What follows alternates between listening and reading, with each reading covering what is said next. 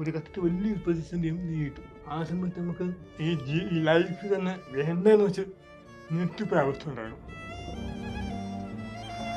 തുടക്കം തൊട്ട് തടസ്സങ്ങൾ, ജനങ്ങൾക്ക് പവർ പോവുക, ലൈറ്റ് ഇങ്ങനെ മിന്നുക, ആ വീട്ടിൽ തന്നെ എന്തോ നെഗറ്റീവ് എനർജി ഉണ്ട്.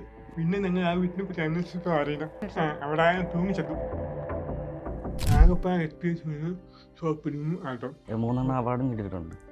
കളം അത് 24 പറഞ്ഞ് ചോദിക്കുന്നുണ്ട് എന്താണ് 24. എന്താണ് എനിക്കും തോന്നി അതെന്താണ് ടെക്നീഷ്യൻ സൈഡ് എല്ലാം പുതിയ ആൾക്കാരാണ്, ഇൻഡസ്ട്രി ഉള്ള ആരും ഇല്ല. ഒറ്റ ഡ്രസ്സിൽ 13 ദിവസമൊക്കെ ഞങ്ങൾ ഇരുന്നത്. ഇന്നത്തെ നമുക്കൊരു ഇറിറ്റേഷനും.